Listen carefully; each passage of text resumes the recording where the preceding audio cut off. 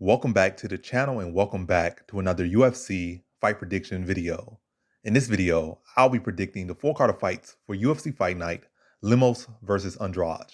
So without further ado, let's get to the first fight on the card that I'll be predicting. So in our first fight, we have in the welterweight division, Dean Barry versus Mike Jackson. So potential people, if the UFC does a smart move and kind of bring Jake Paul in, either of these guys could be starter fights for him potentially. But yeah, one-dimensional guys, and Mike Jackson an easy W for people. And that's why I said to Dean Barry having an easy W over Mike Jackson, but this is MMA, so I would not put this as a lock pick. So this is not a smart pick. It's not a lock pick, smart pick. Like you can't put this as a lock and say that's smart because who is Dean Barry? Nobody. Who's Mike Jackson? Nobody. Mike Jackson got knocked out overnight. Well, he got dropped by what's his name? Mickey Gall, whatever the case may be. And that's the only thing. He only got striking. He's not that great at it. He gave up a round to CM Punk. But again, we don't know about Dean Barry that much either. All we know is that he should knock out Mike Jackson. He's a better striker. He has more power. He's more polished and all this other stuff. More skilled, more technical. But it's MMA and BS always happens. So it can happen. But definitely a high, barring something crazy, Dean Barry should win this handily. And I see him getting him out of there within the first 2 rounds. I don't think Mike Jackson can take that power or any power really. And I don't think he's that hard to hit. And I don't think he really gives much back on when he got no power to keep no eye off him. And then when they start touching him, he going just fold, I think. And I think that happens. As a matter of fact, I'm going to say first round knockout for this one. So in this fight, I got Dean Barry via first round TKO. Now to our next fight we have in the light heavyweight division, Marcin Prachnio versus Felipe Lins. So Marcin Prachnio versus Felipe Lins. And how I see this one right here. So Prachnio kind of falls into more of a one-dimensional category. Felipe Lins is a multi-dimensional fighter, but I mostly see him getting work done on the feet. And with Marcin Prachnio, he got that win over Khalil Roundtree, but Roundtree, is being way too predictable and allowed Prachnio to get a little ugly, weak decision over him. And probably still could have went for Khalil Rountree's way because he did drop him. I think hurt him a couple of times, but definitely dropped him once. And probably still could have been a fight that should have went to Khalil Roundtree, but ultimately Roundtree just was telegraphing his shots and throwing the same shots and making it very easy for Prachnio to avoid him. But Felipe Lins, I feel, is bigger, stronger. I don't know how the weight cut's going to affect him, and I don't know if that's the best move for him. But I don't rate Prachnio very high, and I feel like his defense and his fight IQ is very low. And also barring Khalil Roundtree, who has history of choking a lot of times, he hasn't really beat nobody. Got stomped by Sam Alvey, kept walking right into the fire with his chin up and got knocked out. Like he got dropped, got back up, got dropped, walked back up, and then got knocked out. Like the guy's fight IQ has the fight IQ of a easy level NPC. Like man's fight IQ is terrible. I feel like Felipe Lins is overall better than him every year. I think Prachnio got some powerful kicks. Don't really got much hands on him. I feel like Felipe Lins could just pressure him and find that chin. It's not going to be too hard to find that. And I'll say he knocks him out the second round. I feel like early on it's going to be a little bit hard to get to him because he'll be cracking with these heavy kicks and probably doing some heavy shots to try to keep him at bay. But Felipe Lins is going to have to, get adjust to his speed, adjust to his timing, work his way on the inside, and then start to pressure him and crack him with some big shots. And then once he start getting inside, like going to wear on Prachnio, hurt Prachnio, and then start to walk him down. Prachnio is going to be even easier to hit and start to get broken down from the shots, worn down, hurt, beat down. Then Felipe Lins is going to be swarming him and put him out in that second round. So in this fight, I have Felipe Lins via second round TKO. Now to our next fight we have in the welterweight division, Preston Parsons versus Evan Elder. And what I'm going to say firstly, these people need to stop putting their nickname as Phenom, because Elder, you are not no Phenom. You are no Phenom. And maybe you could potentially be, well, matter of fact, usually you see the Phenom in somebody pretty early on. Like this guy is like so athletic, so explosive. Like this guy bench pressing 400 pounds and never picked up never did weight train or something. But that's different levels. Or you see their skills, they just learn and adapt so well. But Evan Elder, nothing about him screams Phenom, and nothing he has shown that screams Phenom. But I'm saying all to say all that is that I'm definitely not picking a guy. And it's like he's not UFC caliber. I just feel like he's being brought in because he's convenient and he's available. And Preston Parsons is no Phenom either, but Preston Parsons has definitely been in with some better competition, beating some better competition, whereas Evan Elder just in 2021 took a legit can who was like 6-6 to a decision, like a legit can with no striking defense, no power, chin up in the air, low skills, and for a relatively competitive decision against a 6-6 bum. Elder's striking looks stiff, his wrestling look awkward. I feel like his wrestling not UFC caliber, striking not UFC caliber, his IQ's not UFC caliber. Nothing about this guy is UFC caliber. I like Preston Parsons, like entry level, maybe kind of very low level UFC caliber. But Evan Elder, like this guy is himself could easily end up in a can for people to feed on to get to the UFC. I just don't see the skills there. Like, I don't see nothing from him. I feel like Preston Parsons should win this one handily, probably get a stoppage in this one. I feel like I'll strike him. I feel like I'll grab him, and feel like he does it all. I feel like he muscles around the cage, out strikes him, and I feel like he puts him away in the second round. So in this fight, I got Preston Parsons via second round TKO. Now to our next fight we have in the prelims. In the bantamweight, it's still the prelims, but in the bantamweight division, Iori Qiling versus Cameron Else. So again, Iori Qiling versus Cameron Else. And how I see this one right here is I went with Qiling or Iori Qiling in this one because Else just not really shown me anything. His little highlight reels, what really his mid hitting looks pretty decent. Like, he's a pretty interesting fighter. Some of his grappling looked pretty interesting at some low level. Then you look at the competition he fought, trash. Really holding on to that Paddy Pimblett fight, a 4-0 Paddy Pimblett where he beat him, like not no champion level Paddy Pimblett. I'm not saying Paddy Pimblett is even such a great win, but definitely at that point it was far from like something you can't really even use. But that's something to hold on to. I beat Paddy Pimblett, I guess. He's a big name right now. He's getting attention, and I haven't win over him. But other than that, he really ain't got nothing to say for himself or nothing to show for himself. Like, he got, just like a lot of other people, look decent on the mitts, look decent in low tier fights, look decent in his own clips. But when I seen him actually in the cage, I have not seen him do nothing all that impressive. Seen him get knocked out a couple times. So durability is the issue, heart's the issue, maybe mental is the issue. We got some things like, is your physical ability to take damage an issue? Or is it your mental ability to, choke in these moments? Or is it like, what is it, physical, mental? You just chinny? Or are you, your body weak? What's weak about it? But like, I feel like Iori Qiling definitely the tougher, more durable guy. I feel like Cameron Else probably looks on paper like, smoother with his technique, but I don't feel like Else is so technical. I feel like Qiling could outwork him and like outlast him, take it just as much and give it, and Else can't. In a fight between two guys, like almost like a coin. I'm not gonna say a coin flip. I feel like this should favor Iori Qiling, should favor him. And I also feel like Qiling has better wrestling defense, offense. I feel like Else probably has better offensive grappling, but can he have it? Like, Qiling is hard to stop and hard to submit. So I feel like Qiling, I don't feel like Else can go out there and put such a good wrestling performance on. I feel like most not gonna get stuffed and neutralized, and it's gonna just turn into a striking matchup. Else probably trying those spinning kicks, trying to land some elbows, telegraphing that overhand. Queenling's probably still getting hit with it, but eating and coming forward like a zombie. And Else ultimately getting broken down by the pace and pressure of Iori Qiling and the power of Qiling. And Else just wielding as he has throughout his career. And I feel like toss-up fight through two, but momentum heavily favoring Iori Qiling as the fight goes on with every single round. In the third round, Else starts to wilt Qiling to start to put it on him and puts him out in that third round. So in this fight, I have Iori Qiling via third round TKO. Now to our next fight we have in the light heavyweight division, Tyson Pedro versus Ike Villainueva. And how I see this one right here, so Ike Villainueva is like literally the worst guy at two divisions right now. Light heavyweight actively, and heavyweight if he wants to go back up there and consider that as well. Like, he's the worst guy at two weight classes because he lost to Chase Sherman and got knocked out by Chase Sherman. Chase Sherman, like, currently the worst heavyweight, and he lost himself. If he wants to go back up there, he's the worst heavyweight, and he's currently the worst light heavyweight. Tyson Pedro was a pretty bright prospect at one point, maybe trying to reignite that fire. But he has a huge height, huge reach advantage. I feel like he's a more technical striker, definitely the more technical grappler, and overall the more technical fighter, training with Tai Tuivasa as well. So you got a similar style at least, and Tai Tuivasa is a much better version, and you train with him throughout. Not Tai Tuivasa, Tai Tuivasa. You train with him, and that's like your best buddy, roommate, whatever case may be, podcast buddy.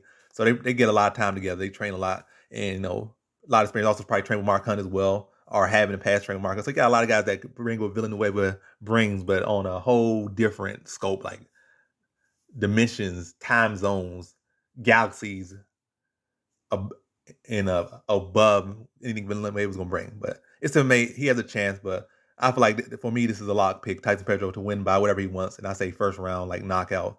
I just go out there, probably kicking his legs out, bully him against the cage, land some elbows, land some knees, pin him against the cage, and then just knocking him out in that first round. So in this fight, I got Tyson Pedro via first round TKO.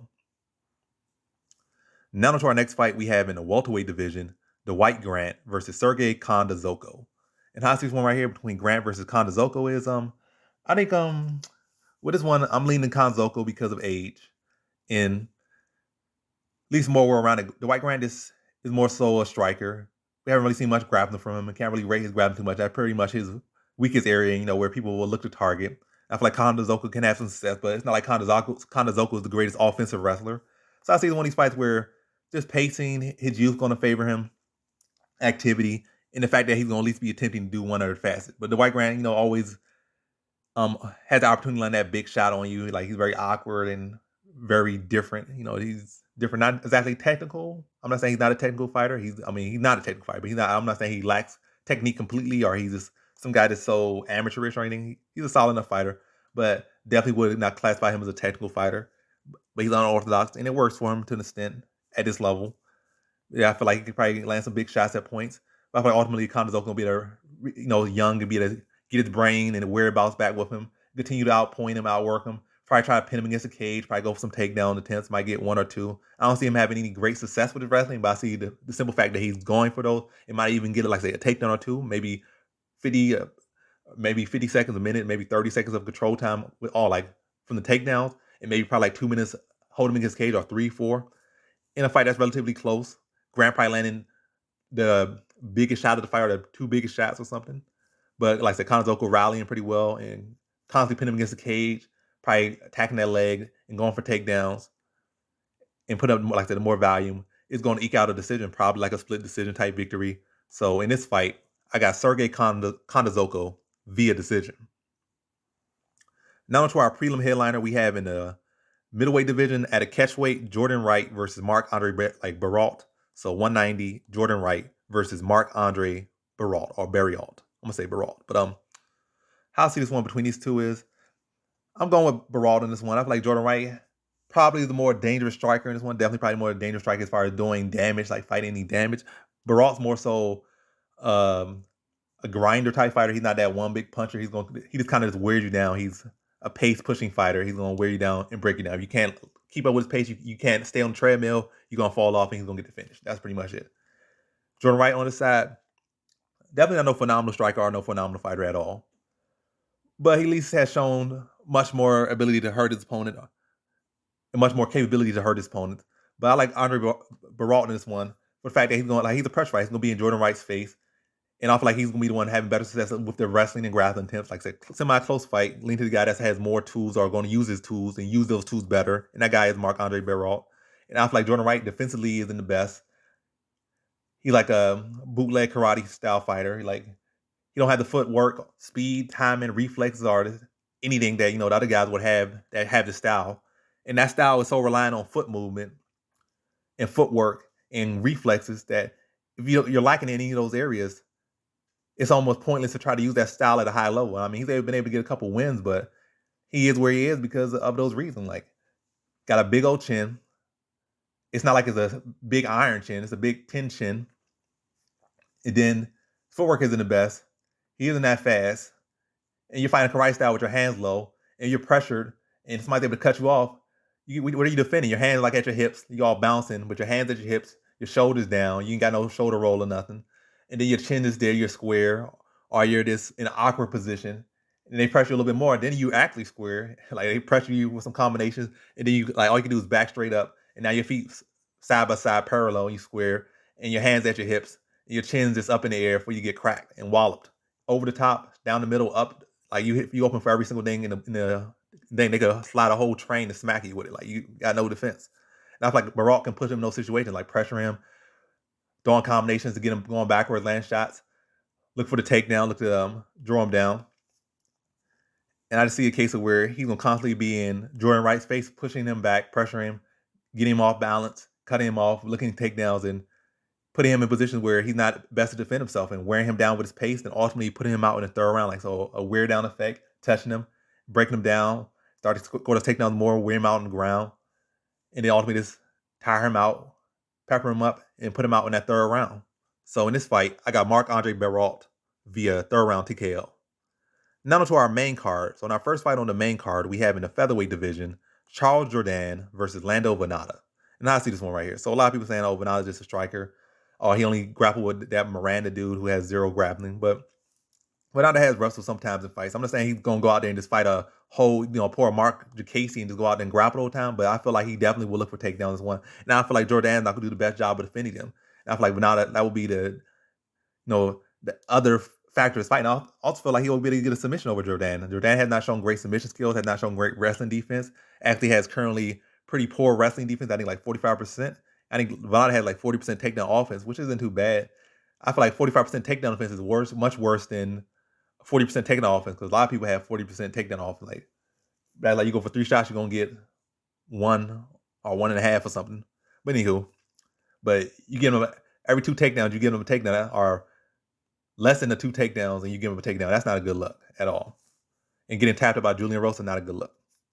Getting held down in several fights, not a good look. But yeah, I feel like Vannata's the better boxer. I feel like Jourdain got good kicks and stuff, but so does Vannata. But Jourdain's definitely the better kicker. I think he's better at range control. But I feel like Vannata can mix it in, get it into the inside, where Jourdain really don't got much. When he's pressured, he goes straight back, which also opens up the takedown. So he got decent footwork laterally, but when actually pressured, he moves straight back. Hands pretty low, body pretty exposed. Stuff like Vannata can rip him to the body, outbox him, try to get this in box range, and maybe try to use his own kicks to corner him even better, which he probably really won't need, because like I said, when Jourdain is pressured, he literally goes straight back just about every single time. That's why he struggles so much with Marcelo Rojo in that fight. But yeah, I also feel like Vannata's going to be able to mix in some takedowns in there. Pretty competitive fight. We start to break him down. And I see like a late third round submission after, thoroughly competitive fight. I also feel like Vannata pushes his pace better.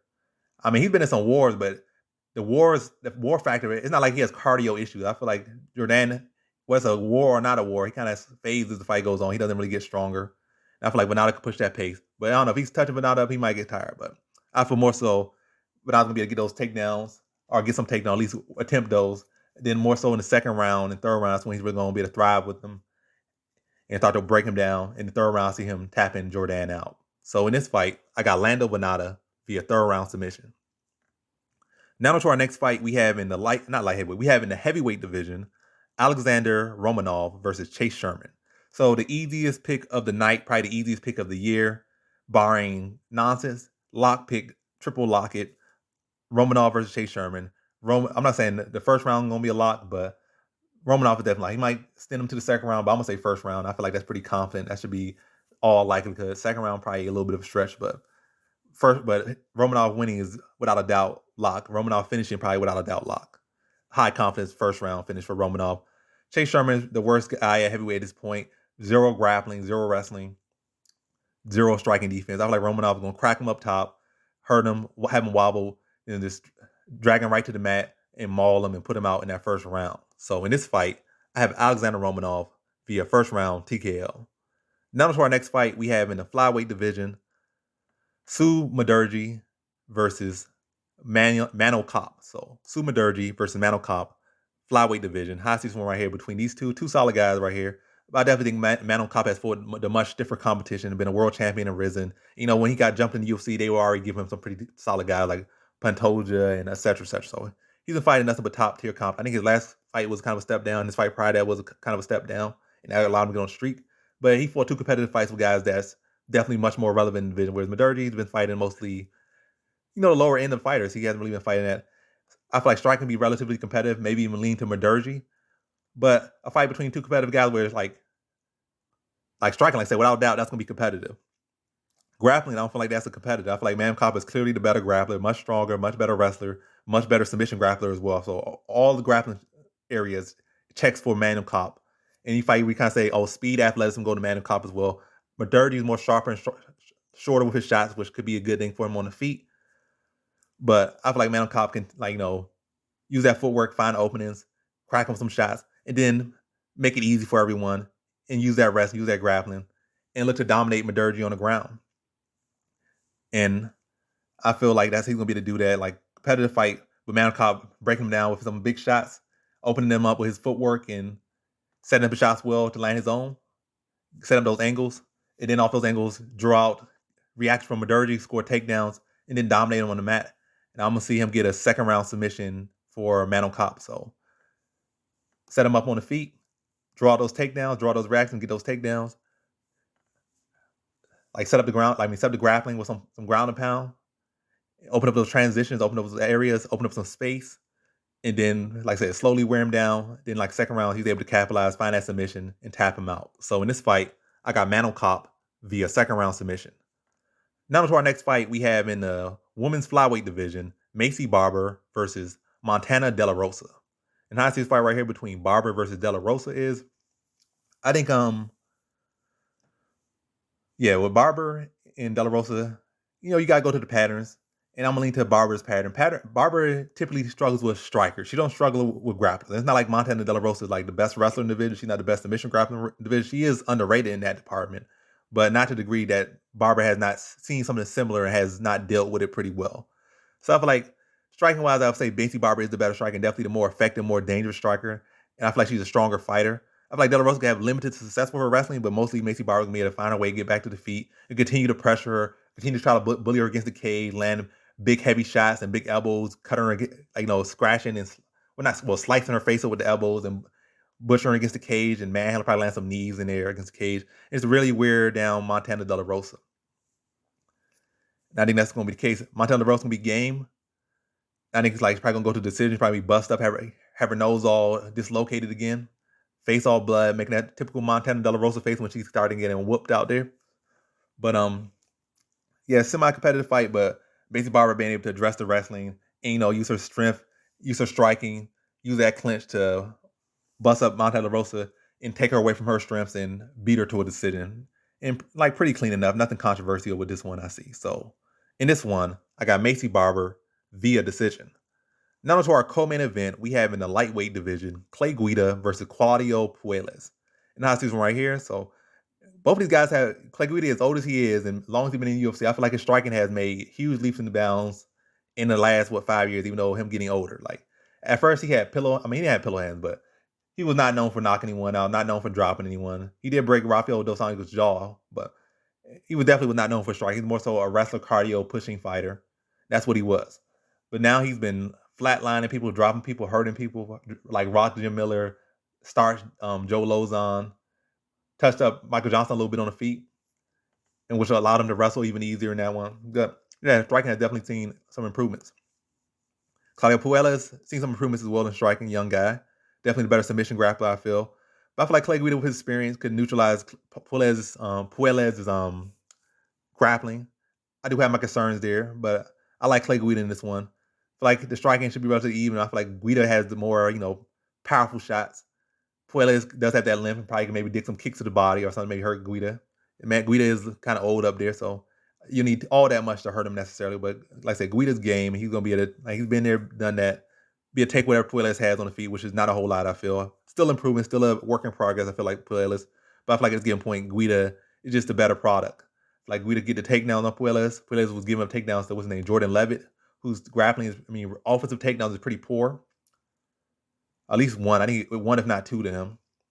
Definitely gave up around him. So I feel like Guida could definitely thrive there, taking him down, beating up in guard, maybe passing a half guard, and probably been heavy with seat build in that leg or gear shift, whatever y'all want to call it, on that half guard control where you lock the leg in, just pound it from that position, and really make Puelles force it, have to get to a attacking position because he can't really attack from that position, can't really get up from that position.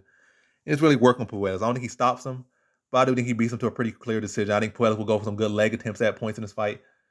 Maybe land a couple good strikes, probably have Guida hunched over at point, but Guida will be able to use that to go back for a takedown. Puelles probably go for a good submission attempt. Guida will be able to roll right through it and survive, and then go right in this, assume a top position and continue to ride that position, land some ground and pound. And just like I said, competitive fight, but Guida winning off his top position and his pressure and his pace and in his world-renowned cardio. So in this fight, I got Clay Guida via decision. Now to our main event, we have in the women's strawweight division, Amanda Lemos versus Jessica Andrade. And now I see this one right here. So for me, lock it for Andrade.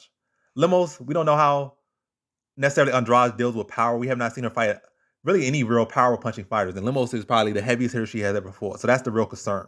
But barring like an early round knockout, like a first or second round, something like that, or maybe early 10-8 rounds, Lemos come out looking phenomenal, and then maybe have enough energy to kind of coast through the last 3 rounds or something, or at least give up a round or two there.